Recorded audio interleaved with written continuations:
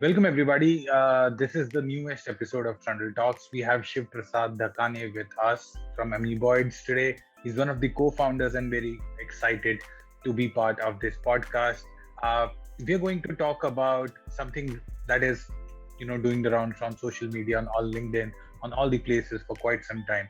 Getting better with remote work. So we don't know when this thing is going to end, whether this thing is ever going to end. Because even if the vaccinations are in and everything are done, we might still a lot of companies are actually pushing towards remote work. We have seen posts that organizations are actually shifting towards a remote kind of a setup rather than a physical brick and mortar office.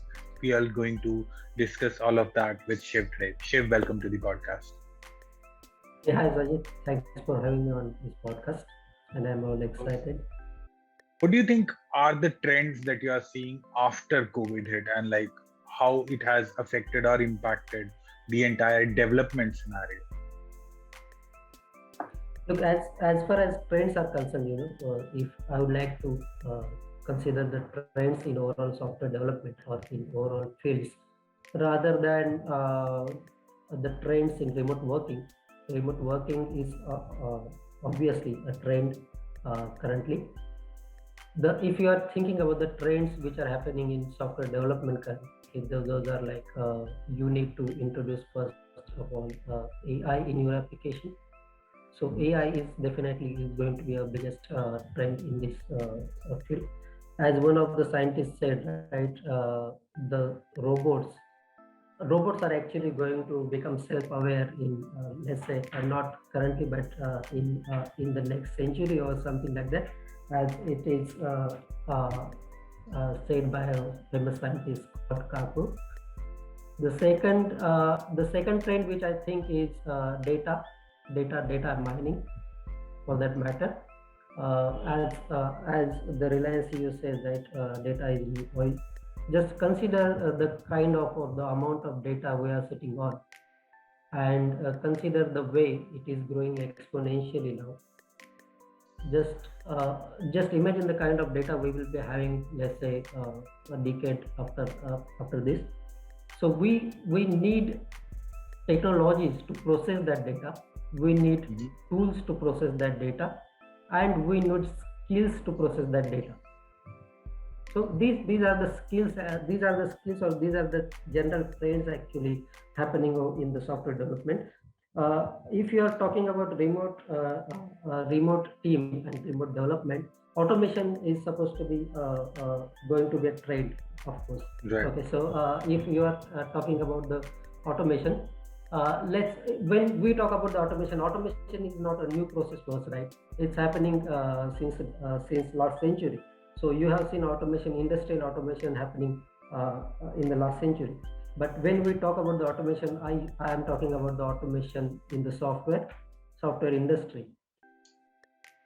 So it actually helps to do more confident releases, to prepare a more confident team as such. Consider a scenario like let's say you have a QA and you have application where you are actually doing manual testing. Okay, now with the manual testing, you do a regression testing each day. Right. So your developer do some changes, it goes to QA, he do regression testing, and then that goes to your production system. And the purpose of regression testing is that you should not introduce new bugs into your system. Right. So when your application grows, the size of your test cases also grows, the size of regression suits also grows, and your application becomes prone to these manual regression test cases. Okay, and your team is not confident about doing a small change and just releasing it quickly. But consider a scenario when you have a automated test suite in place, which actually stops these obvious bugs or these unobvious bugs going to the production system. It helps you. It helps your QA. It helps your developer. It helps your manager to put confidently make a release, even if it is a small change, and within a small duration of time, in fact. So these are the Definitely. trends, I think. Yeah. Sure, sure. Uh, One thing, but I would ask you is like we understand that like remote work is here to stay, right?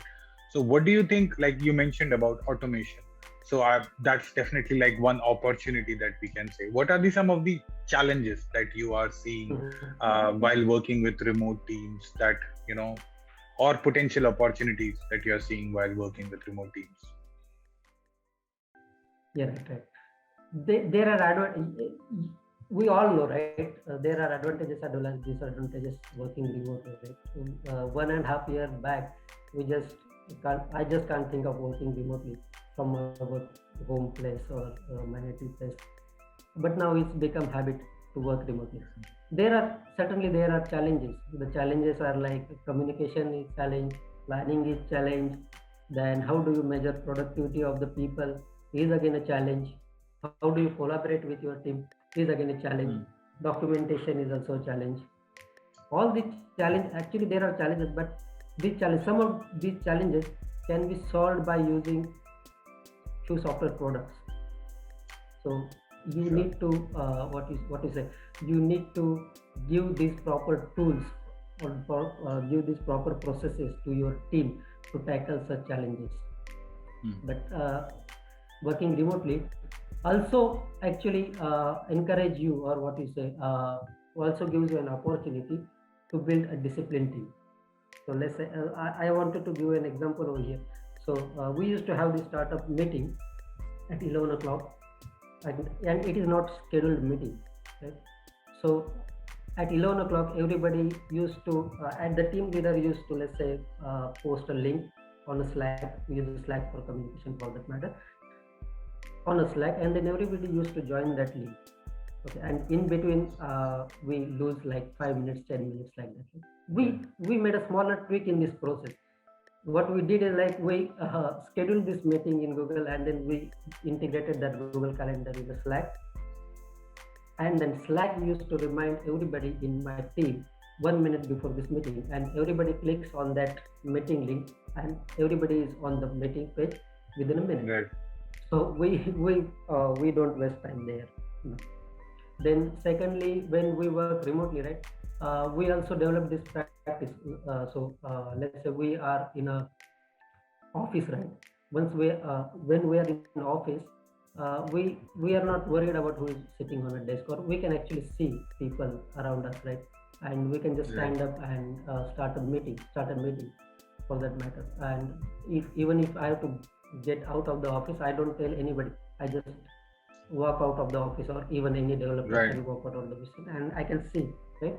But here you don't know about whether the developer is actually working, actually sitting in front of desk or not. So this kind of communication is very important.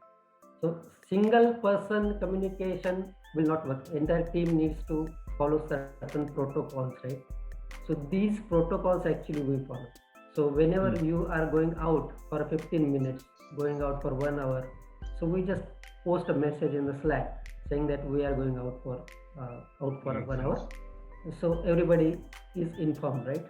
So this is how we handle the communication in our team.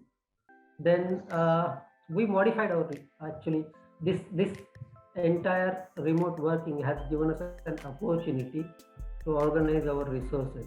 So in resources, in the sense, I would say the documentation.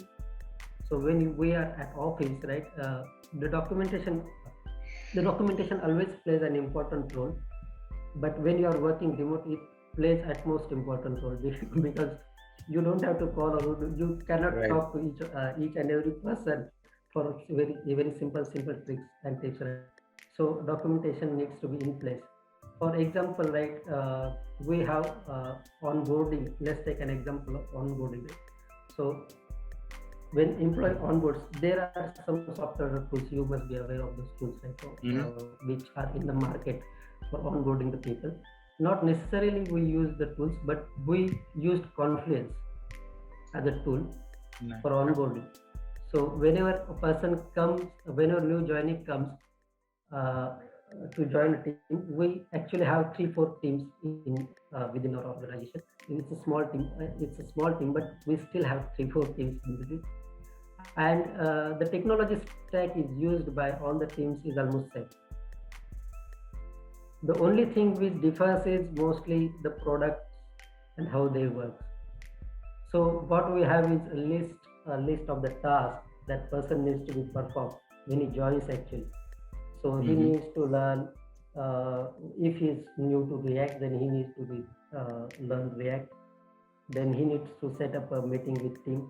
Then he needs to set up an environment for your application development, plugin development, uh, and everything he needs to do. And if this documentation is progressive, so if he feels that no, this particular part is missing, he should go there and update that documentation. So next person who is coming will obviously uh, find it useful. So this is how we developed our resources like documentation over there. So this has given us opportunity for that. Sure.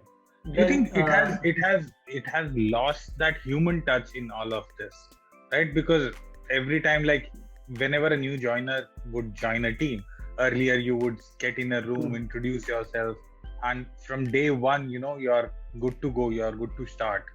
But now it has lost that human touch to the point that you are pointed towards a document, you see a photo of somebody, and that's all the introduction. Like I've had team members join in my team who I have not spoken to yet because I literally didn't get a chance to work with them. Otherwise, if I was in an office, I would have probably said hello, introduced myself, spoken to them already. We are losing that human touch. Don't you think that's on a longer term basis can be challenging? yeah, that is of course a challenging task. I think only even we like even I am working as a technology manager, but I don't attend all the meetings. There are different products right over there. And I Right. mostly know the teams who are working, the people who are working in my team. And Yeah. for that matter, we try to improve this sort of communication a lot using the portals in Confluence. So where you actually post messages, birthday messages, and do collaboration across the team. So you don't have to actually put it on the Slack, but all the communication entirely stay in your Confluence page, Right. and you can mark that as private and but this human touch is definitely missing. In fact, people don't know who are the other people working in other teams. For that matter, Yeah. we actually what we do is we actually organize some sort of workshops over the weekend, over the Friday, maybe a yoga Nice. training, maybe a height ST, maybe what to say, time management session or quiz, something like that, all hands meeting. And then we, of course, we cannot get together, but we try to get together once in a 2 months or quarter for some lunch of That's sorts. good.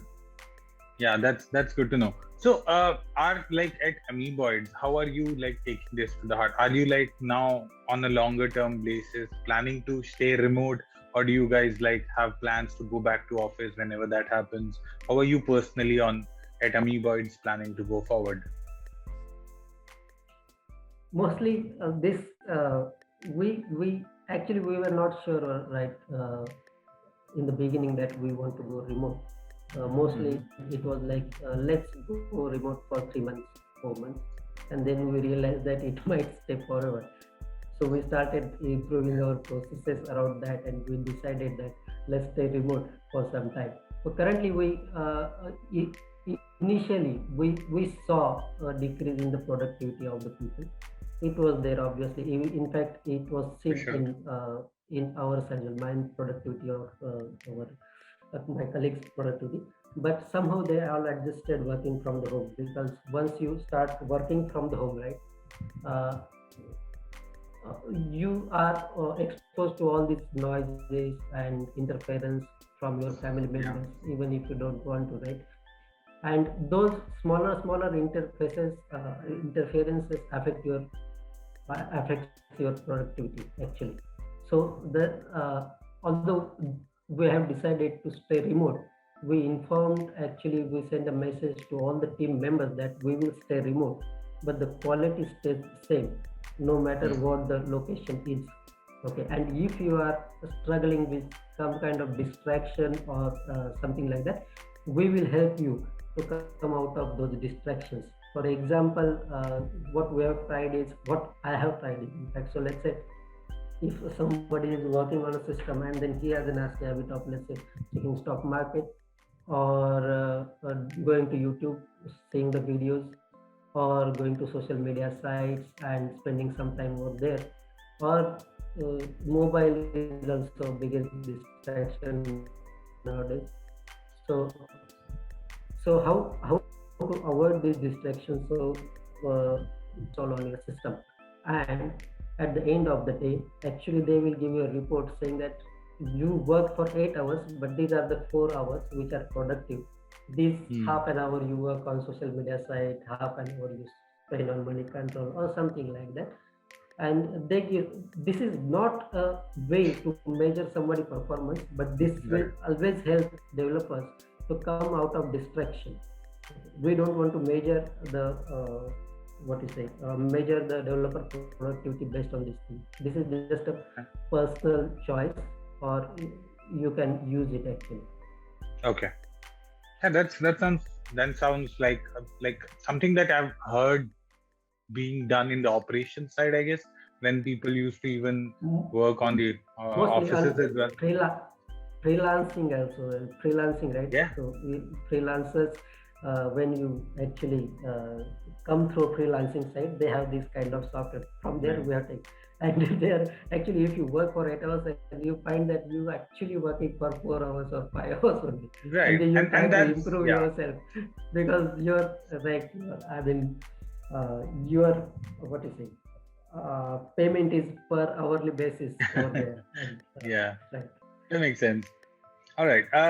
While we're talking about this, Shiv, so what are the some of the do's and don'ts that you think should the managers or the leads, team leads specifically, look at when we are talking about remote work and getting the productivity? Because we wouldn't want to be in a scenario that we were just talking, that team feels like always being monitored, that they always have to work, they cannot take breaks, because then on a long term basis, even if we do not want it, the quality will go down, right? So what are some of the do's and don'ts that you think team leads should set up? So the first thing is very clear that we have decided to stay remote, right? And as long as it works for us and it is working Hmm. correctly for us. Now you don't have control over the people, so they might start work in the early in the morning, they might start work in the evening, or they work late. That's not a problem. So what we are concerned is about our deadlines, our commitments, and the quality of work. Hmm. Mostly we are also worried about the uh, what is a stand-up meetings, because those are the only way to communicate and see each other faces uh, Right. on the system. So some of the do's and don'ts, I would say, the team leader must be visible or must be available to all his team members always. So he needs to keep others' time before his time if he needs good output from his team.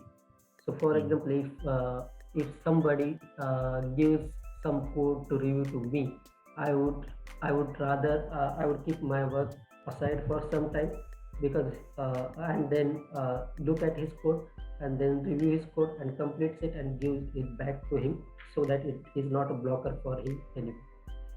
So Okay. he needs to be available over there.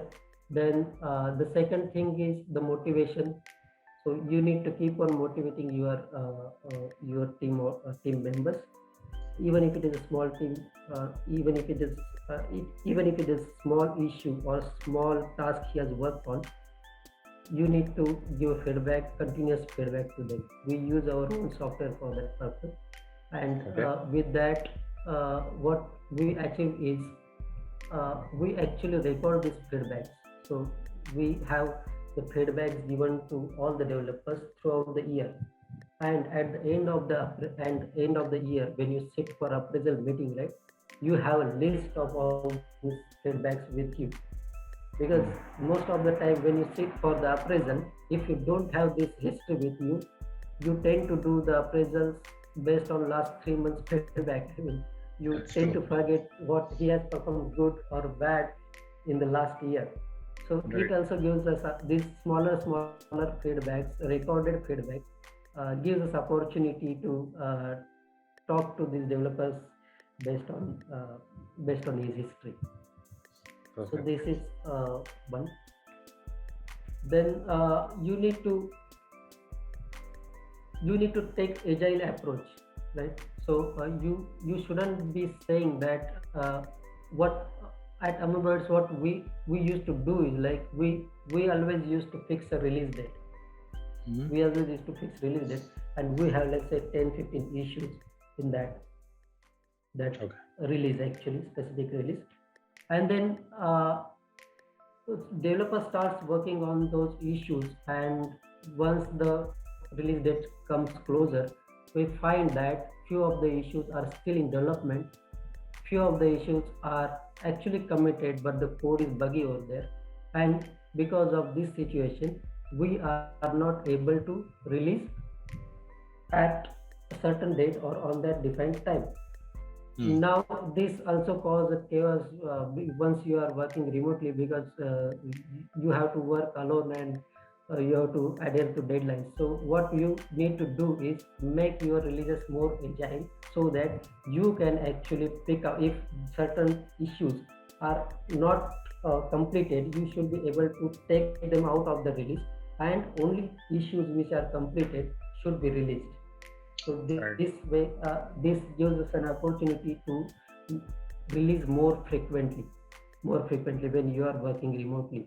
And to achieve this also, we also do a pre-release meeting. Actually, those meetings helped us a lot. Actually, so what we did is before release we send these pre-release notes to all the internal developers.